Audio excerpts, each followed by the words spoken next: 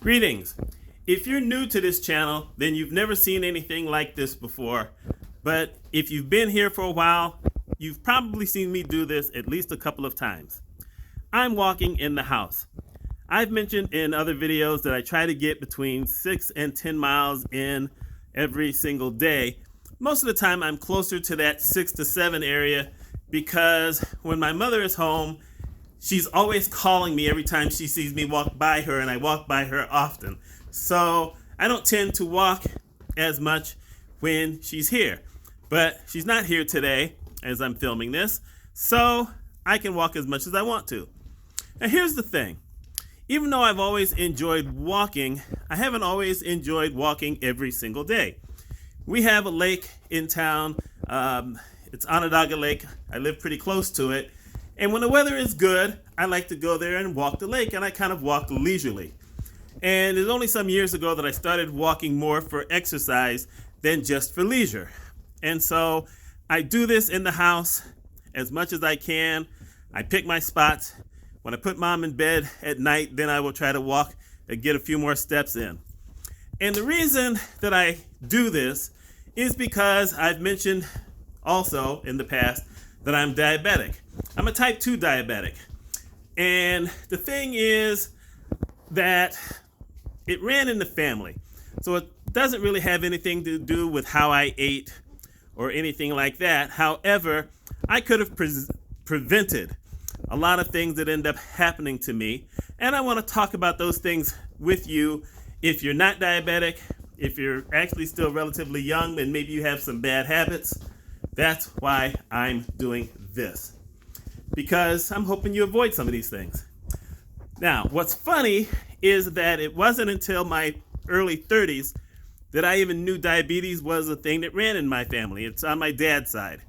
What happened is that in the 80s, I knew that both sides of my family, my mom and my dad's, had problem with high blood pressure. A lot of black families have problems with high blood pressure.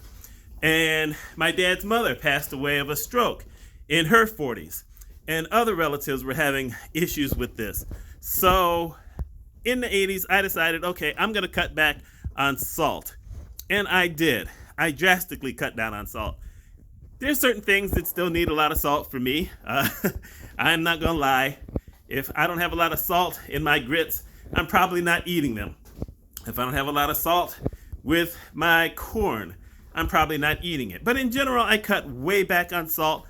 And to this day, I don't have a problem with high blood pressure.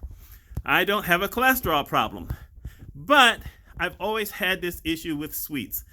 I love my desserts.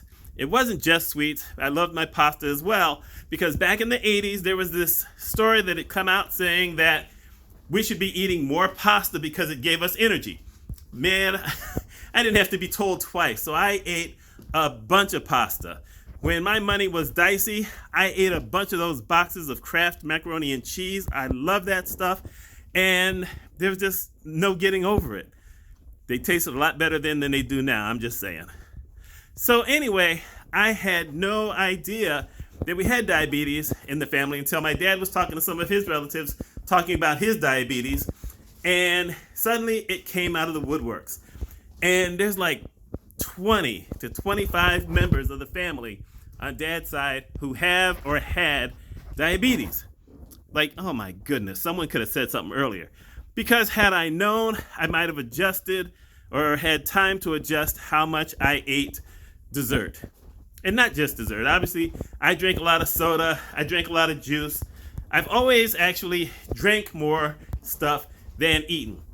I've never had alcohol, but I didn't need it. I could polish off a 6-pack of Coke in a day, and probably did. I bought Kool-Aid. I just drank all this stuff, a lot of it. And I had that more than I ate a lot of food. But I never dodged my desserts. Just wasn't going to happen. Anytime I went out to a restaurant, the first thing I would ask is, okay, what are your dessert choices? So what happened? Well, what happened in 1997, we got to go back to that year because that was the year where I had a lot of things happen. That was the year I got married. That was the year I had breast surgery to remove a lump. And that was the year that I was diagnosed as being diabetic. And what happened is very interesting in the fact that I started having trouble seeing signs driving home from work. And considering I worked about an hour away from home, that was scary. I just couldn't see the signs. Luckily, I'd been driving it long enough to know what they should say, but I couldn't read any of them. And then one day after lunch, I went out to lunch with this guy, and we got pulled over by the cop, and I said, wait, I'm doing the speed limit. He says, no, we're in a work zone now, and the speed limit's different. I said, I never saw any sign, and the guy with me said, I saw the sign. I said, I can't see the sign. So I got home and went to see the optometrist because I'd had an eye exam just months earlier. And he did the test on me. He said, whoa, your eyes have drastically changed. I hate to tell you this, but you might be diabetic. I said, oh, man. And like I said, I knew it ran in the family. So I went to my doctor, and my glucose was almost 300. And he said, yeah, you're diabetic. So the first thing, obviously, is that it affected my eyes. And over the years, I've had trouble with my eyes here and there. Now, I gotta tell you the truth, I've been pretty good since 2007, so I haven't had any problems, new problems, I should say, with my eyes since then. I'm on borderline glaucoma, and I don't know if that's related to the diabetes or not, but I've been borderline glaucoma for about 10 years. So actually, the guy said that I had these things in my eyes that were looking pretty bad for a while there, but because I've been able to lose weight and change how I eat and everything else, they've all gone away. So that's good news, because one of the big signs of being diabetic, if you can't control it, is loss of vision. So that's something you need to know about. Another thing, of course, is that when I was diagnosed as diabetic, the guy said, if your glucose had been 50 points higher, I'd had to have you admitted into the emergency room. That would have been embarrassing. It just would, because my office borderlined the emergency room. And that is just, you know what, as much as we talk about privacy, there's no privacy in that kind of instance. That would have been bad. So I'm lucky that that didn't happen. Now, something else has happened in the fact that even though I was trying to get better, I hadn't really watched myself. So I still had my desserts. I was trying to count calories and trying to count carbs and trying to count everything in my head without any tools for really doing it or understanding it. So I would go out somewhere and I would, if you went to a restaurant, you just didn't know because they didn't give you nutritional things back then. But I would buy things, I would look at the things on the can or the box, and I would try to do it off of that to see, what that looked like. But I had no idea how little I should be trying to stay under. I would just say, okay, this says this low carbs. I can eat a bunch of this or this fat. I can do this because I don't have a cholesterol issue. It turns out you really can't just eat everything you want to eat. You just can't do it. So what happened to me, and this was around the time that I started losing weight, because this was also at the time where I was at my highest weight, is I went to a podiatrist because my feet hurt. And it turns out that I have neuropathy in my feet, which is numb. I have numbness in my feet. And every once in a while, maybe once every 3 or 4 months, I get a stabbing pain. And there's just nothing to do about it. You can't plan for it. It comes out of nowhere. I know what it's related to. It's related to the diabetes, because unfortunately, in this situation, you can't reverse it. I mean, I was just, too far gone at a certain point. What I'm lucky about, however, is that I can still walk. I buy special sneakers. Okay, they're not all that special. They're just expensive. But I buy expensive sneakers to give me extra cushion so that I can walk a lot. And it helps to keep things in control. So even though I have numbness in my feet and I occasionally have the pain, I can still do pretty much everything I want to do, or can do, because you know what, Mitchell ain't jogging. This ain't gonna happen for other reasons, but I'm not. Jogging ain't gonna be a part of it. But I can still walk, but at night, when I take my shoes off and I go to bed, my feet throb.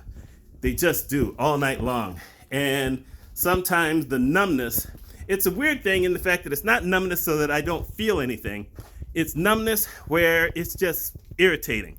And if I touch my feet, I can kind of feel them. I feel them, but as the podiatrist tests my feet every 6 months with this little doohickey thing, that I'm trying to think of what it looks like. It looks like the kind of thing that you check spark plugs with. That's what it looks like to me. Anyhow, I used to be able to discern one side from the other because it's got these two prongs and one is bigger than the other one and thicker. I used to be able to tell the difference. Now I can't tell the difference, and sometimes I can't even feel it when he touches a certain part of my foot. That's scary, because I had a cousin who was type 1 diabetic who actually had to have his legs amputated at the knees because everything started to feed back on him. You get less blood flow to your extremities when you're diabetic, which includes your hands, but feet are definitely the big thing. I want to be able to walk. I want to be able to walk as long as I'm healthy. As long as I'm cognizant of what's going on, I always want to be able to walk. That's something that my dad never did, his brother never did, a lot of the other relatives never did, but those who did it are the ones who are really maintaining things really well. So, I don't necessarily want to scare everybody, but you got to take care of yourself. Diabetes is one of the fastest growing diseases in the world, if not the fastest. And all it takes is a few little changes. I walk every single day. I think I've had one day in the last 5 years where I didn't hit at least 5 miles, and I was really sick. So I spent almost that entire day in bed. So I give myself that one day. But other than that, I walk every single day. I use MyFitnessPal app on my phone, which helps me to track my calories. And that's really been the big help in me losing weight. I'm not overbearing with it though. If I decide I'm gonna have a little dish of ice cream and I'm gonna add some Hershey syrup to it, I don't count the calories in the Hershey syrup because I'm not sitting there with a spoon measuring how much Hershey syrup I'm putting on it. So probably if I did that, I would be better, but I don't. And the Fitbit that I have, and I'm probably gonna do a review of the Fitbit that I have, which is the Inspire, because there's just things y'all probably want to know or need to know about it, or someone needs to know about it from my perspective. Anyway, because of those two things, I'm able to track my steps, I'm able to track my miles, I'm able to track my calories. It tracks the carbs and the fat and all that other stuff. A lot of it I don't look at. As long as I stay under the daily calories, I seem to be doing fine. I have a problem with lows, and let me just talk about that, because that happens when you have diabetes. Most people think that the only thing that happens is your glucose goes high. And a lot of times when your glucose is high, you may not recognize it, but it's beating up your body. But when you have lows, and I've had 3 lows in the last 3 weeks, I actually 2 days in a row I had a low. It's miserable because it wakes me up in the middle of the night. My heartbeat starts racing really hard and heavy. I have to eat something and drink something to try to get it up, or get my glucose up, but it doesn't always slow my heartbeat down, which means I don't get back to sleep. And when you're taking care of somebody who might sometimes get up in the middle of the night, you need to get your sleep when you can. So one day, a couple weeks ago, I only got 2.5 hours sleep, period. That was overnight. Now, during the day, I was able to get a 30-minute nap in, but that doesn't really take care of everything. So I'm just putting this out there. You gotta watch how you eat. You have to watch your lifestyle. Doesn't mean you have to get rid of everything. I still eat dessert, but there are certain desserts I can't eat anymore because they're way too sweet. And there's other desserts where I eat less of it than I used to. And you know what? I still enjoy it. I can't remember who said it to me years ago, but they were absolutely right. I used to buy the biggest piece of cake I could and eat that whole thing. But truthfully, after the first 5 or 6 bites, everything else was just, okay, this is just regular cake. It's still here. I got the most enjoyment out of the early part of it. So reducing the size of cake and reducing the amount of ice cream I have, I still get the same enjoyment out of it, but it's a lot less calories, a lot less fat, a lot less carbs. Good to go. Anyway, that's today's video. My name is Mitch Mitchell. I know that walking around might have confused some people, but I can't be accused of just sitting in front of the desk looking boring.